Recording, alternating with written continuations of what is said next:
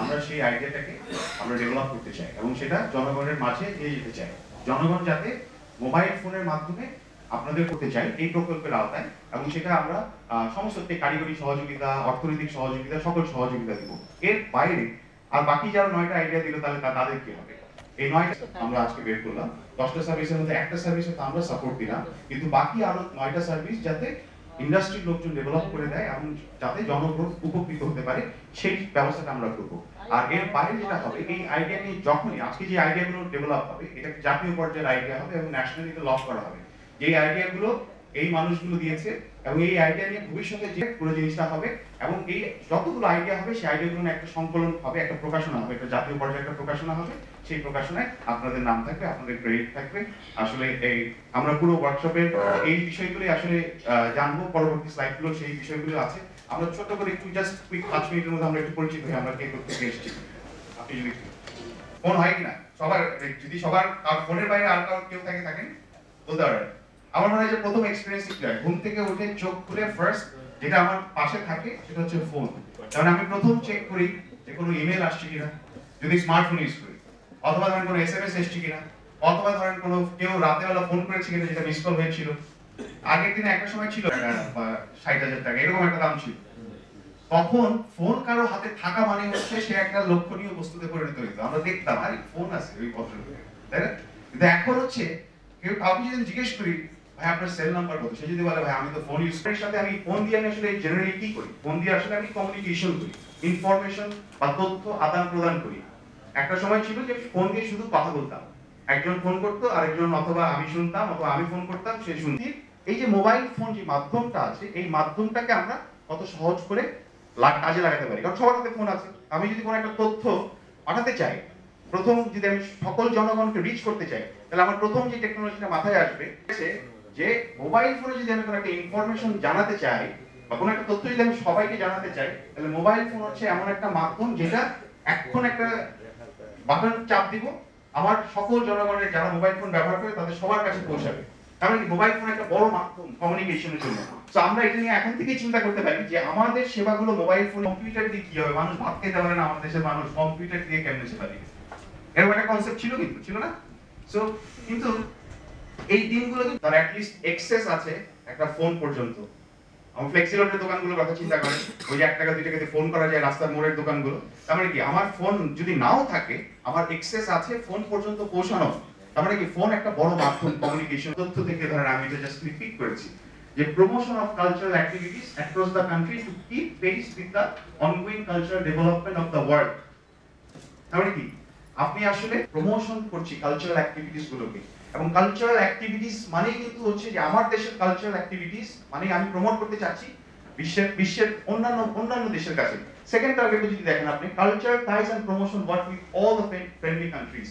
তার মানে কি আমার এই মুহূর্তে মোবাইল একটা সার্ভিস যদি খুব বেশি জনপ্রিয় নাও হয়, আমার যে দেশের বিশ্বের অন্যান্য দেশের সাথে আমাকে তাল মিলিয়ে চলতে হবে, সেই দেশগুলোর কথা যদি চিন্তা করি, তাহলে আমাকে কিন্তু আমি আমার সেবাগুলোকে আমি মোবাইল ফোনে নিয়ে আসতে পারি।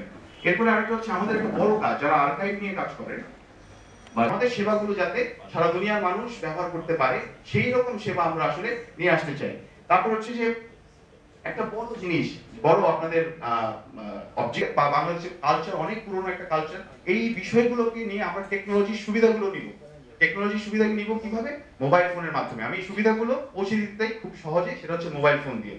দেখেন আমরা কি কি নিয়ে আসলে চিন্তা করবো, আপনারা মোবাইল ফোনে কি কি সেবা আনতে পারেন সেটা আমি জাস্ট একটা ছোট, আপনারা যেই বিষয়গুলো নিয়ে কাজ করেন, যেই আমাদের প্রত্যেকের তার আলাদা আলাদা রেসপন্সিবিলিটি আছে। তার মানে প্রত্যেকটা রেসপন্সিবিলিটি মানে হচ্ছে আমি যেই জায়গায় যে ডিপার্টমেন্ট বা যে বিষয়টা নিয়ে কাজ করি সেটা আমার কিন্তু আমি সেটা কিন্তু একটা সেবা দিচ্ছি। তারপরে folk arts, crafts, preserve, culture, ফিল্মের এফডিসি থেকে আসার কথা ছিল, আমি জানি না এসছেন এফডিসি থেকে। ফিল্ম একটা বড় জায়গা বাংলাদেশের, মানে কমার্শিয়াল বা অল্টারনেটিভ বা শর্ট ফিল্ম একটা বড় ডোমেইন কিন্তু। এবং জড়িত তারা জানি যে নিউজপেপার প্রথম যখন আসলো, আমি যখন কোনো একটা তথ্য একজন থেকে আরেকজনের মাঝে পৌঁছাতে চাইতাম, তখন আমি মাধ্যমকে বাঁচতাম কি নিউজপেপার। তারপরে আসলো যে ধরেন রেডিও আসলো, এরপরে টেলিভিশন আসলো। সেই টেলিভিশনের অবস্থাটা কোথায়?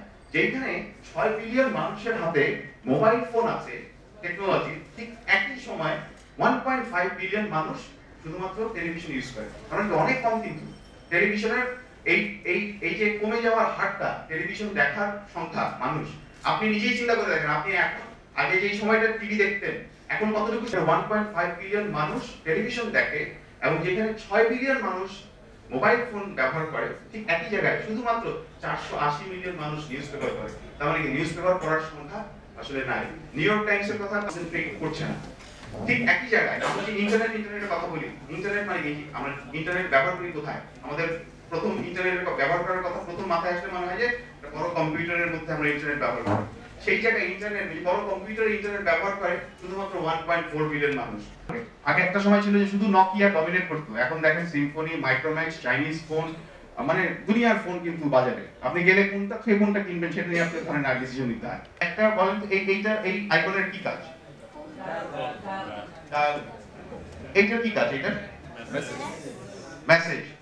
তারপরে ধরেন যে এটা কি কাজ? এটা একটা অ্যাপ্লিকেশন, মানে একটা সেবা, সেই সেবাগুলোকে দেওয়ার জন্য এই ছোট ছোট অ্যাপ্লিকেশন বা সফটওয়্যার গুলো তৈরি করা হয়েছে। এটাই হচ্ছে মোবাইল ফোনের বা স্মার্টফোনের অ্যাপ্লিকেশন। ভেরি ইজি না? এবং দেখেন ফেসবুক, আমরা কারা কারা ফেসবুক হিসাব করতে পারবো যে আমাদের সার্ভিসগুলো কত মানুষ মোবাইল ফোন ব্যবহার করবে। ফেসবুকের 70% মানুষ হচ্ছে মোবাইল ফোন ব্যবহার করে। ফেসবুকের স্ট্যাটিস্টিক্স, মানে সারা দুনিয়ায় যত মানুষ ফেসবুক ব্যবহার করে তার 70% মানুষ হচ্ছে মোবাইল ফোন ব্যবহার করে। তাহলে ফেসবুককে মোবাইল ফোনের ব্যবহারের সংখ্যাটা অনেক বেশি। আমি যে সেবাটা দিব সেই সেবাটা মোবাইল ফোনে অন্যরকম ভাবে আসবে, অনেক জিনিস থাকবে না, অনেক কমপ্লেক্স হবে না, অনেক সহজ হবে, খুব সাধারণ ভাবে জিনিসটা চিন্তা করতে হবে। তো ফেসবুক অনেক সহজ, অনেক অপশন ফেলে দিয়ে ছোট ছোট ছোট ছোট জিনিসগুলো শুধুমাত্র রেখেছে। তার মানে কি, যদি তারপরে যদি আমি অ্যাপ্লিকেশনের একটা একটু আপনাকে ইন্টারেস্টিং আপনারা এনজয় করতেছেন, তো আপনাদের আমি ব্যক্তিগতভাবে পরিচিত হতে পারলে ভালো লাগতো, সেটা সময় নাই। প্রয়োজনীয়তা উনি বলতেছেন, আমরা নিজেরাও জানি, আপনারা ভালোই জানেন, কিন্তু আমরা এখনো অ্যাকশনে নাই, আমরা কার্যকর ভাবে এটা এখনো শুরু হয়নি। তা আমরা কি মনে করেন যে এই আজকের এই কর্মশালায় যদি আমরা কিছু জানতে পারি, শিখতে পারি, ভবিষ্যতের জন্য কার্যকর করতে পারি, তাহলে কি উপকার হবে? তাই যদি হয়, আপনার এই যে পিডি মহোদয়ের সাথে আছে, উনিও জানেন এই ব্যাপারে এক্সপার্ট, ওনারা কথা বলবেন, তারপরে আপনারা এক্সারসাইজ করবেন আপনারা আপনাদের জন্য কিভাবে। আমাদের উদ্দেশ্য হলো যে at least one office one apps, এবং আমরা ইতিমধ্যেই শুনলাম যে মোবাইল কত প্রয়োজনীয় একটা দ্রব্য বা একটা ইলেকট্রনিক্স ছিলাম। এফডিসিতে ধরেন রেটটা কত, এই মুহূর্তে কাঁচামাল আছে কিনা, ওই যে কি বলে তাদের রুল, এবং আমার যিনি একটা নতুন বই তৈরি করবেন, ইয়াং আসতেছেন এই মুহূর্তে, বা রেটটা কত পড়তে পারে সরকারের রেটটা, সেগুলি জানতে পারে, বা তাদের আরো আর্থিক উন্নতি হইতে পারে। আমি নিজে জানি যে অনেক সময় ডেথ পেমেন্ট বিরাট থেকে যায়, ওই জ্বালিয়ে তারপরে টাকা দেয় না, ঠিক আছে, আচ্ছা ওই তো বলতেছে, ঠিক আছে। তো এইগুলি যদি জনগণ জানতে পারে যে কারা কারা সেই দস্যু, যারা দূর করে হয়তো মানে অনেক করে নিয়ে গেছে, সিনেমা যেভাবে একটা সিনেমাতে যেভাবে 60 জনকে হত্যা করে লায়, ঠিক সেইভাবে রিলটা তৈরি করার পরে জোর করে বের করে নিয়ে যায়, তাই না? এরকম দৃষ্টান্ত আছে। তো ঠিক বিটিভির লোক তো নাই, সেখানে আছে।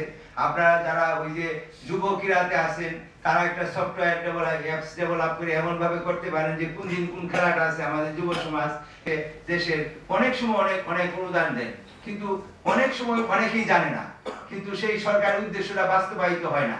কাজেই আপনারা নিজেরাই বুঝবেন কোনটা করলে ভালো হয়, হ্যাঁ, এবং কোনগুলা মানুষের সেবা প্রদান এবং সেবা গ্রহণ, service provide and recipient, tax recipient. আমরা জনগণের অর্থে আমরা বেতন নেই। আমাদের পবিত্র কাজ, যে ধর্মে যেরকম উপাসনা আছে, মুসলমান ধর্মের নামাজ, আমাদের পবিত্র কাজ কিন্তু জনগণের কাজ করা, সেবা প্রদান। সেই জন্য আমরা বেতন নেই, নাইলে বেতন হালাল হবে না, জীবনটাই চলে যাবে, এটার লাভ নাই। নির্মাণ করবো যেখানে আমাদের জনগণের সেবা, অর্থাৎ আমার যে ক্লায়েন্ট, যেমন যুবতে বললাম খেলাধুলার কথা বলবেন, আপনাদের কর্মচারীদের সুখ দুঃখের কথা বলবেন, হ্যাঁ, দেশের ভবিষ্যৎ পরিকল্পনার কথা বলবেন, সেগুলো ইন্টারাকশন হবে। এফডিসির কথা বললাম, এরকম যারা আসছেন, যারা ওই যে শিল্পকলা একাডেমি, কোন দিন কি নাচ গান হচ্ছে, আমরা একটা হঠাৎ নিমন্ত্রণ থাকে, কোন দিন কি আসতেছে, কার গান কার নাচ, হ্যাঁ, নৃত্যের তালে তালে কি কি হবে, হ্যাঁ এইগুলি আমরা জানতে পারবো। এবং আপনাদের এই যে শিল্পকলা একাডেমি আমরা শিল্পী বাইরে পাঠান, কিন্তু দেখা গেছে আমরা পেপারে মাঝে মাঝে দেখি জাস্টিস হয় না। তো জাস্টিস না হওয়ার অনেক কারণ থাকতে পারে, তদবির হতে পারে, এটা হতে পারে। ভাবনা করেন, আমি আর বেশি সময় নিব না। আমরা চাই যে মানে শিশুর মতন শোনারও দরকার নেই আপনাদের, উনি স্মরণ করাই দিবেন, নেক্সট এক্সারসাইজে চলে যাবেন এবং আমাদের সচিব মহোদয় একটা পর্যায়ে আসবে। এমন হতে পারে আমরাও শেষবেলা আসতে পারি, আরেকদিন আসছিলাম। তো আপনাদের শুভকামনা করি। আমরা আশা করতেছি আপনার এন্ড অফ দি ডে যে আউটপুট আসবে, ভালো কয়েকটা অ্যাপসের ধারণা আসবে, যেগুলো নিয়ে আমরা ভবিষ্যতে করব। প্রয়োজন বোধে আমরা চিন্তা করবেন না, প্রয়োজন বোধে আমরা টাকা দিয়ে করাই দিব। আর আপনাদের কাছেও আপনাদের বাজেটে সেই প্রভিশন রাখার ভবিষ্যতে চিন্তা করব। অ্যাপ্লিকেশনের ইন্টারফেস দেখাচ্ছি মোবাইল ফোনে খুললে, এটা হচ্ছে কোন দেশের আমি মনে করতে পারছি না, বাট এটা ব্যাডমিন্টনের উপর। তাই স্পোর্টসে যারা আছে বা বিকেএসপিতে যারা আছে,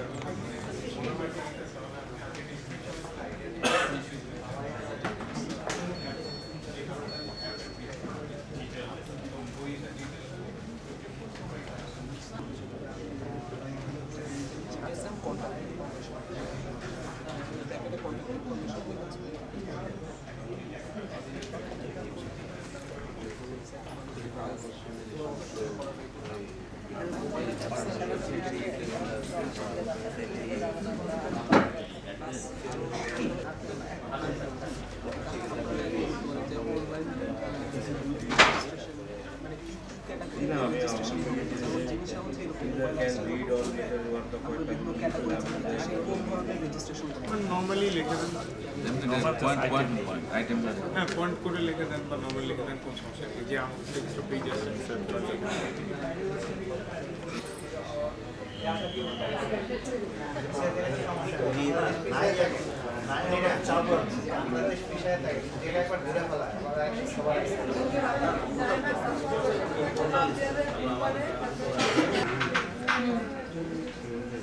আচ্ছা এরপরে এটা হলো না পাস করতে হবে যে আপনি আমি আশেপাশে জানি স্যারের কাছে গিয়ে কেমন মিটিংয়ে না আপনার নাম লেখেন, নামটা লেখেন,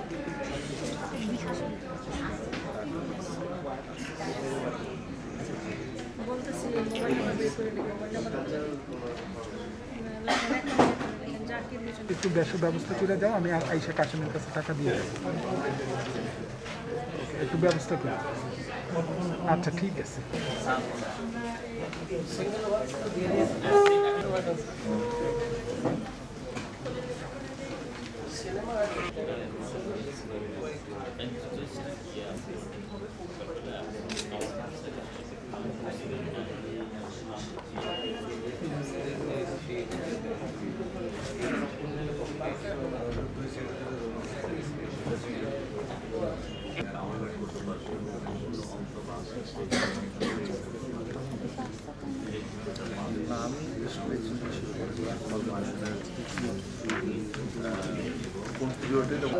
সে ওয়েবসাইটে তারা কাজ করলে তো সবই পাওয়া যাবে, সপ্তাহে ডেট দেওয়া নেই, যা পাবে তাই পাবে।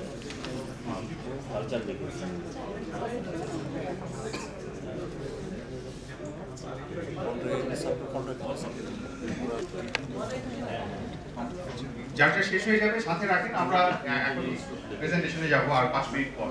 সবাই শেষ হয় না মনে হয়।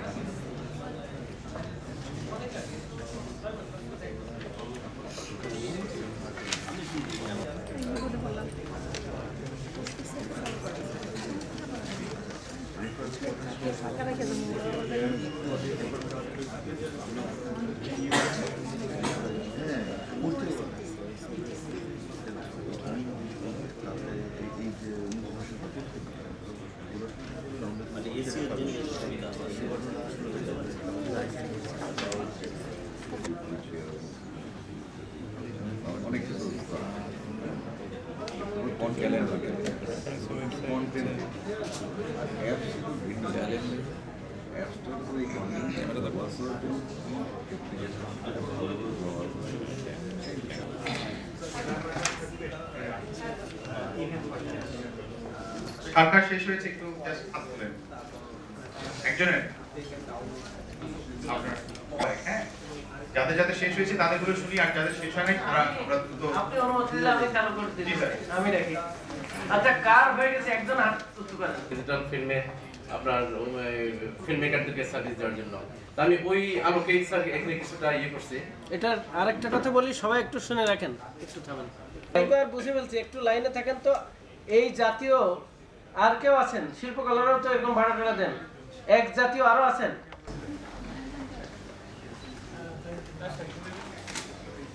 আচ্ছা, যার লক্ষ্য এবং উদ্দেশ্য সুস্থ এবং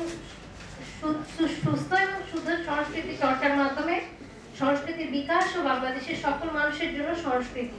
এ লক্ষ্যে বাংলাদেশ শিল্পকলা একাডেমি প্রতিদিনের কার্যক্রম সম্পর্কে সকলকে মোহাম্মদ আলহান, আমি বাংলাদেশ শিল্পকলা একাডেমি থেকে এসেছি। আমাদের আসলে দুজনের কিছুটা সিমিলার। আমাদের অ্যাপসের নাম হলো বাংলা কালচার, যেটা মানে আমাদের সামারিটা হবে এরকম 16 কোটি মানুষের বাংলা সংস্কৃতি। আর আমাদের সেটা হলো গিয়ে আমাদের এখানে অনলাইনে টিকেটিং সিস্টেমটা থাকবে, প্লাস হলো গিয়ে আমরা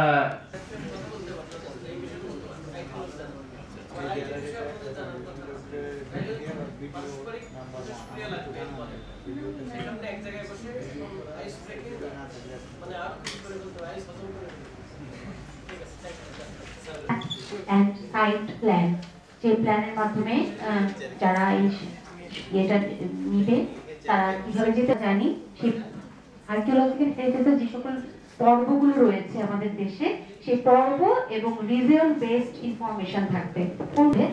তারপরে আমাদের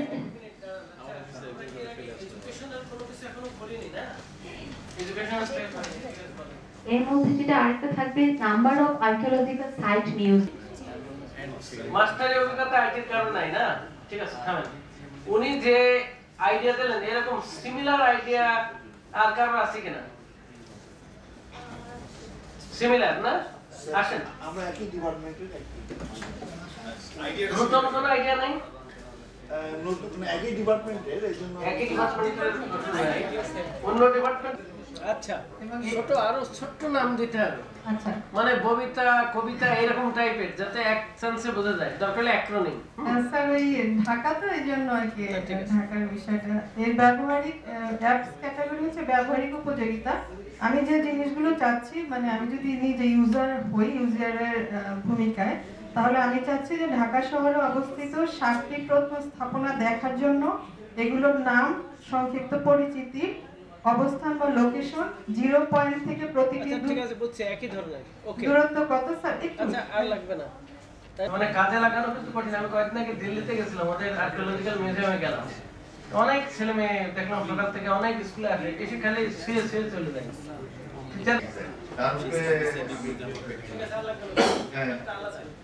এই দুইজনকে টেকনিক্যাল কে আছে? কোথাও মিলাইতে পারি কিনা? আপনি আইটি ওনাদের দুইজনকে নিয়ে আলাদা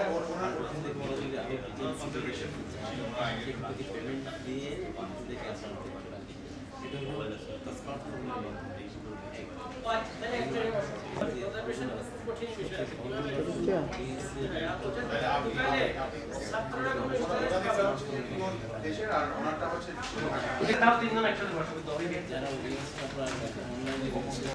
টেলিফোন এক্সচেঞ্জ করবেন, নাম ঠিকানা। আইটির কে আছেন? আপনি আইটির তো আইটির আপনি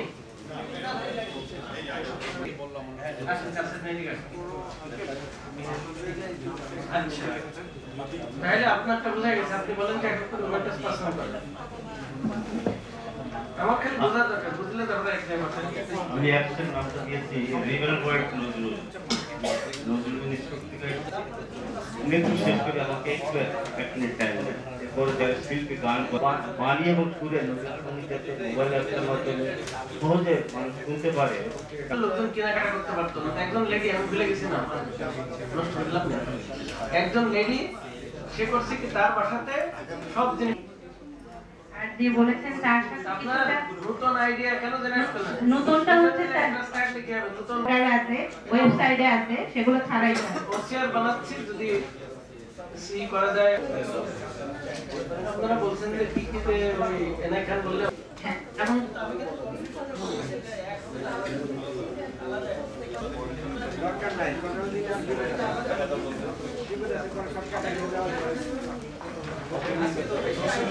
পরিচিত প্রতিষ্ঠান বাংলা একাডেমি নতুন করে অন্য নাম দিয়ে চমক দেওয়ার মতো কিছু নেই এখানে। এখানে আছে আমরা প্রথমে যে বিশাল একটা গ্রন্থাগার আমাদের আছে, যা সংগ্রহ প্রায় 1 লক্ষেরও বেশি বই, যার ভিতরে খুব দুষ্প্রাপ্য অনেকগুলো বই আছে, সেগুলোকে ডিজিটাইজ করে সেটা একটা কন্টেন্ট আমরা ডিজিটাইজ যদি করতে পারি বিশাল একটা আয়োজন হবে সেটা। আর জানেন যে বাংলাদেশে আমাদের যে ডিকশনারি বাংলা একাডেমি ডিকশনারি এটা আলাদা নেওয়া যায়। বইটা না দেওয়ার জন্য জাতিকে বলে করাই দিতে পারি, না দেওয়া মানে ক্ষতি করা। হ্যাঁ এই একটি। আর একটা ভালো ছেলে ইঞ্জিনিয়ার তারে যদি ডিকশনারি আমাদের ডিভিশন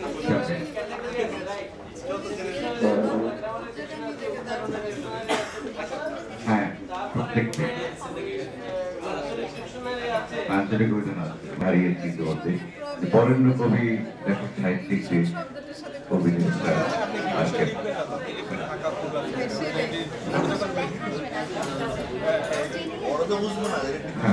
আলাদাভাবে সেগুলি লেখায় সেগুলি আপনার অনেক প্রকাশ করেছে জানেন, তো সেটি নিয়ে আলাদা একটা কাজ করা যেতে পারে, যেহেতু লোকসঙ্গীত আমাদের দেশে একটা ঐতিহ্যের বাংলা একাডেমি রশিদ ভাই যে কথাটি বললেন আমি তার সঙ্গে আরেকটু যুক্ত করব।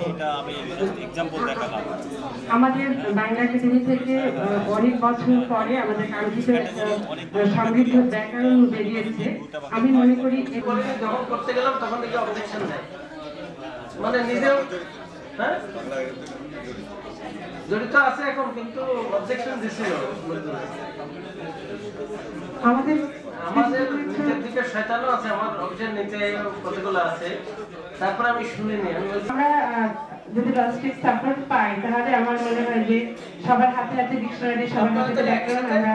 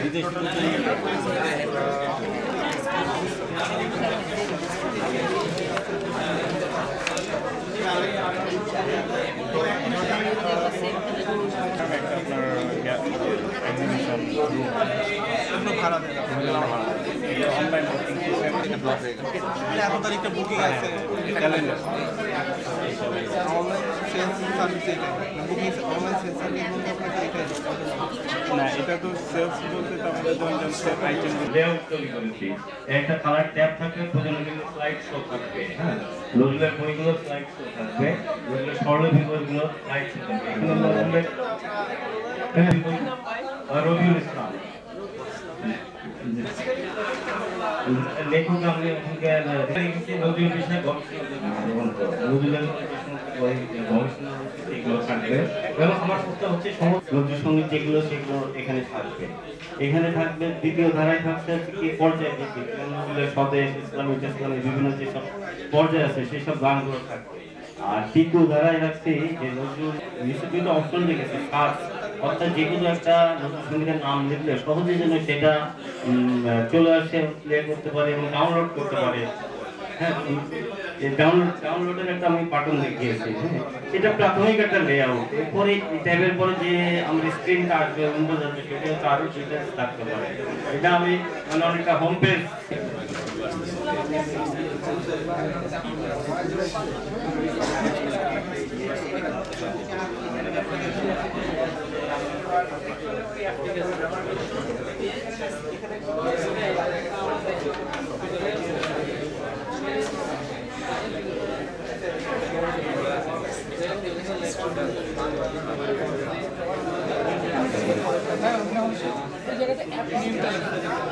চাইছিলাম তো উনি বলতেছে ভার্চুয়াল মিডিয়াম স্যার আমাদের নতুন আমাদের লাইব্রেরি ক্যাটালগ যেটা আমাদের করা আছে আমরা অ্যাপসে ইনক্লুড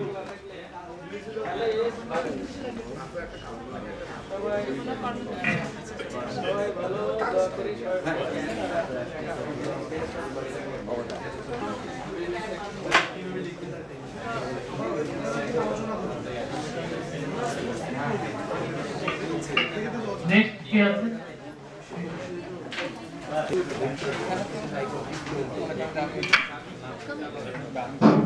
সিম্পলি একটা চিন্তা করেছি যে মকার search, ministry of culture search, এখানে গেলে সরাসরি আমরা দুটো অপশন পাবো, যে সংস্কৃতি বিষয়ক মন্ত্রণালয় এবং সেক্ষেত্রে এখানে ক্লিক করলে নামগুলো আসবে, আমাদের মন্ত্রণালয়ের অধীনস্থ যে দপ্তর অধিদপ্তরগুলো রয়েছে সেগুলোর নাম আসবে।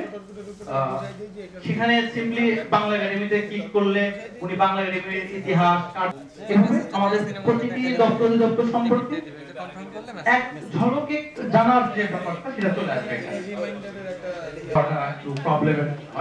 একটা মানুষ তার মোবাইল থেকে তার কালচারাল মিনিস্ট্রি আন্ডারে এবং কালচারাল বিষয়গুলো যতটুকু এটা সিম্পলি এটা চিন্তা যে একটা হ্যাঁ এবার তো হবে। এখন আমার তো স্যার এটা হচ্ছে আপনি অনলাইন শুরু যেগুলো পাচ্ছেন, আমাকে কি চিন্তা করতে হবে যে কালচার মিনিস্ট্রি অমগতির ওয়েবসাইট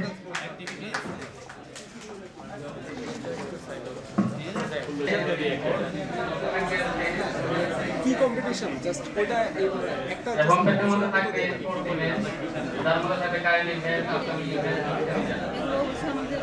অ্যাওয়ার্ড এর নাম দেওয়া আছে থাকবে জেনেসি অ্যাওয়ার্ড।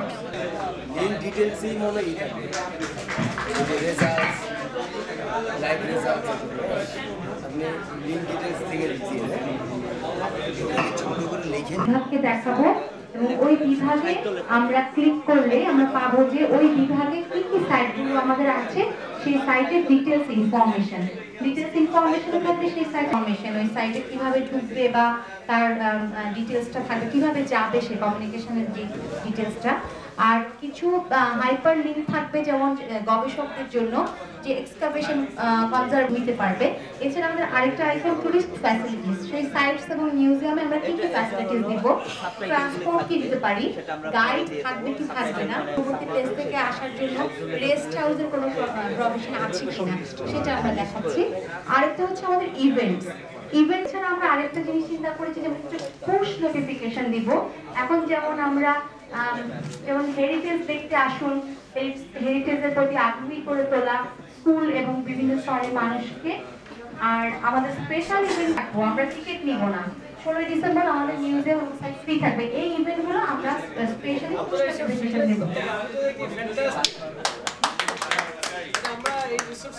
আমাদের যে কার্যক্রমগুলো আছে সেগুলোকে আমরা কিছু আলাদাভাবে আইডেন্টিফাই করেছি, যাতে ওগুলো মানুষ সহজে যাতে তার সেবাটা পেতে পারে। বাংলা একাডেমির বিশাল প্রকাশনা আছে, সেগুলো তার তালিকা থাকবে এই সাবলিঙ্কগুলোতে, এবং সাহিত্যিকদের নামের অবশ্যই তারা খুঁজে পেতে পারবে।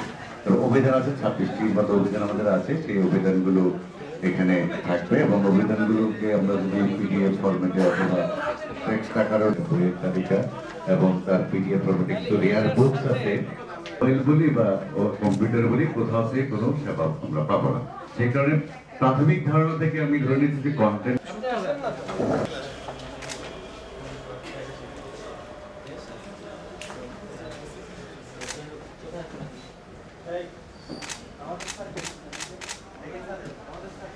Thank you.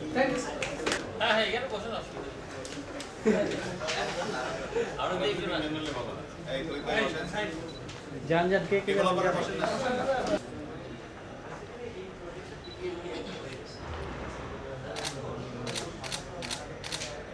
থ্যাংক ইউ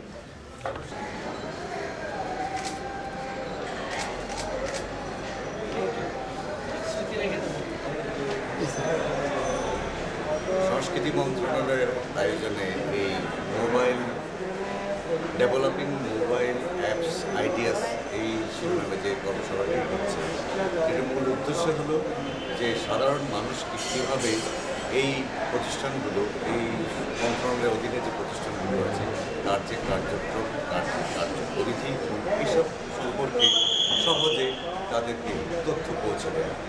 আমরা মনে করি যে এই ওয়ার্কশপে যোগদান করে যে জিনিসটি আমরা উপকৃত হয়েছি যে আমাদের অনেকগুলো আইডিয়া তৈরি হয়েছে আমরা কীভাবে এই সেবাগুলো মানুষের কাছাকাছি নিয়ে যেতে পারি।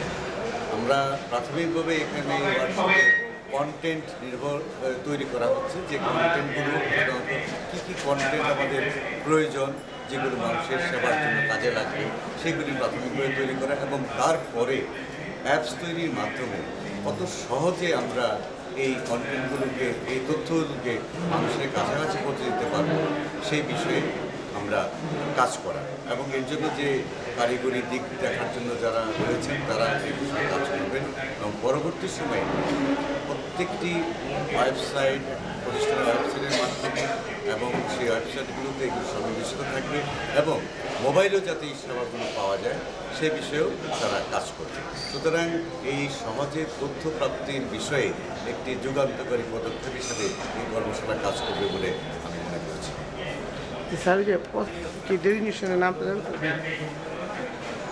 আমি মুর্শিদ আনোয়ার, পরিচালক বাংলা।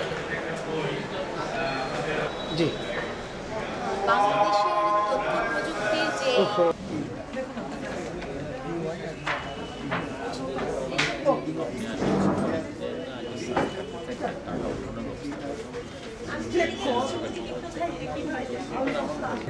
এরপরে থাকে মিডিয়া ইলেকট্রনিক্স এবং আদার্স যে প্রিন্টিং মিডিয়া আছে এই প্রিন্টিং মিডিয়া সম্বন্ধে আমরা যেভাবে তাদের সাপোর্টটা দিতে পারি ইনফরমেশন টেকনোলজি দিতে পারি সেগুলো ইন্ডিপেন্ডেন্স থাকতে পারে এবং অন্যান্য বিষয়গুলো থাকতে পারে।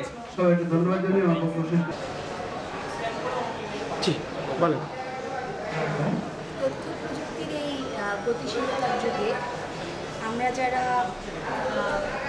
সরকারি পর্যায়ে কাজ করছি, যারা জাতীয় পর্যায়ে কাজে সেবা প্রদান করার সুযোগ পেয়েছি, তাদের জনগণের কাছে কিছু সেবা পৌঁছে দিতে হয় বা কিছু ইনফরমেশান পৌঁছে দিতে হয়।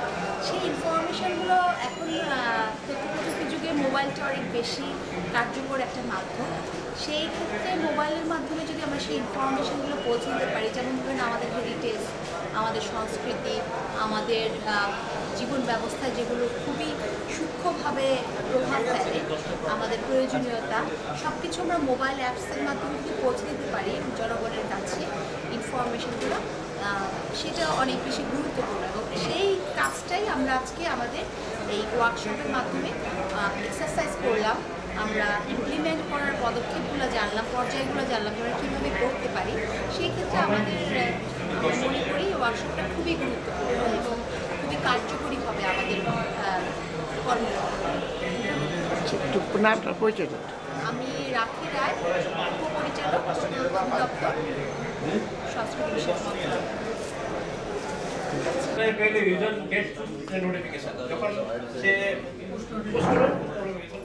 তারপরে সে তার টোকেন নেবে, টোকেন নিয়ে সিনেমা দিচ্ছে। এক্ষেত্রে স্যার আমি মনে করি এখানে তো আমাদের স্মার্টফোনের মাধ্যমে স্যার ফিল্ড মার্কেটিংটা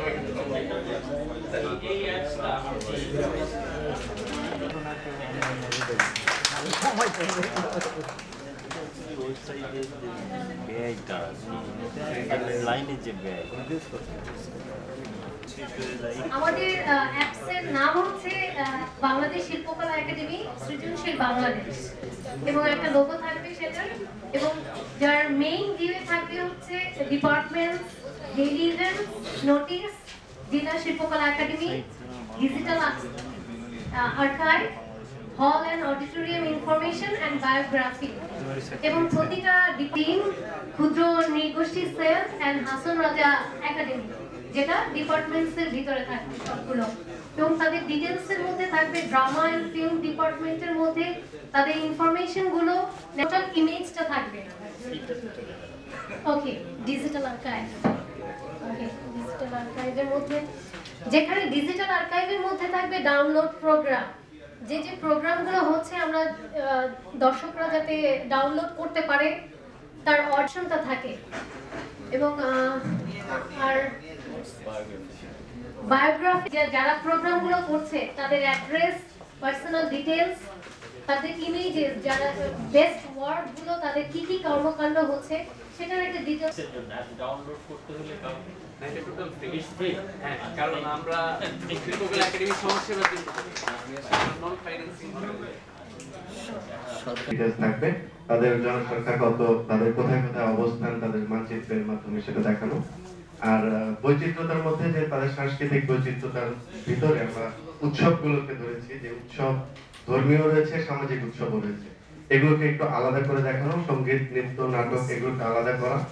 আর মধ্যে আমরা গবেষণা গ্রন্থ, অডিও, ভিডিও এবং ডকুমেন্টারি যেগুলো রয়েছে সেগুলো আমরা দেখাতে পারি।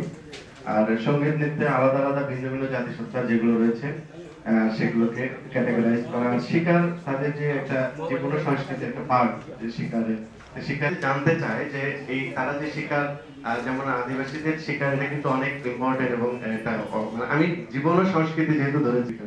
আবার চাকমাদের বিয়ে নীতিটা আলাদা, এই যে বিয়ে সম্পর্কে জানা, যে কে কি পন্থায় বা কিভাবে কয়দিন ব্যাপী যে সংস্কৃতিটা। আর এটা মৃত্যু কেন্দ্রিক হচ্ছে আমরা একদম সর্বশেষ, যে সেগুলোর মধ্যে অনেক ধরনের পদ্ধতি রয়েছে, যেমন রিচুয়াল গুলো রয়েছে, কেউ মৃতকে নিয়ে যাওয়ার সময় যে রিচুয়াল গুলো, সেই রিচুয়াল গুলো এখানে আলাদা আলাদা ভাবে তুলে ধরা যায়। কেউ যদি কোনো আইডিয়া দিতে